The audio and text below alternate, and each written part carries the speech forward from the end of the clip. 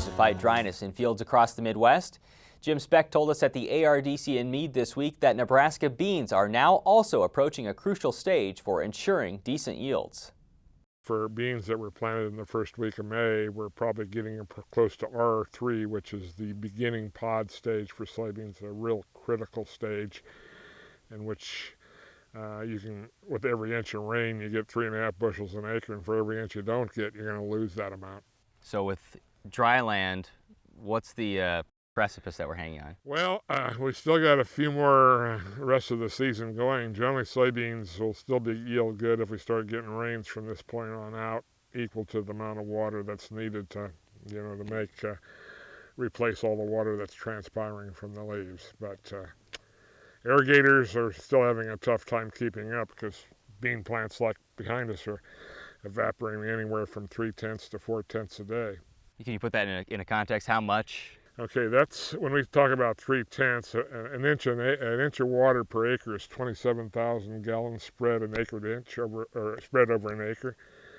So a third of an inch here would be 9,000 gallons per acre that are evaporating from these soybean leaves, and that has to be replaced from the roots that are gathering water from the soil. What happens to the plant when it doesn't get the water that it needs as we get into pod fill here? Well, the first thing it would do is probably start flipping. Everybody's familiar with how corn leaves roll, but there's this little pulvinus here on the leaf. If you look at that, you see that starts to flip over.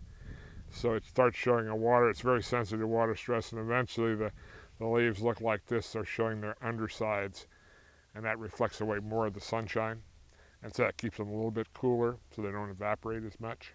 Your soy water site, what benefit can producers get from that depending on what area of the state they're in? For irrigated producers, it works pretty well because we try to predict what your crop is actually transpiring for the day, and we accumulate it during the season so that you'll know what your status is at all times.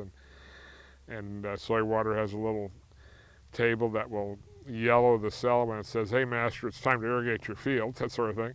It's just a decision aid tool, but it's free. You just have to go register for it. Just Google soy water, and it's the top thing at the Google page, and it's free to use. And you just plug in 4 pieces of information: where you are, when you planted it, what maturity group you used, and the soil type. All that's only 4 things you need to get started. Then you have to add your irrigation and inches of rain, of course, as they occur. Like we mentioned, there's some time yet, but the drought we're looking at now, is that something that's fairly uncommon over the past 10, 20 years for soybean producers?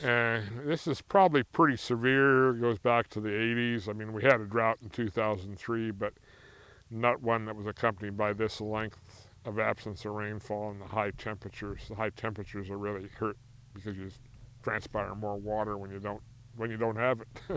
But that being said, holding up well? I'd say the soybeans are holding up okay. The later planted ones probably won't hit their critical point for another week or 2, but if we're going to make a soybean yield, we need to have August full of rain.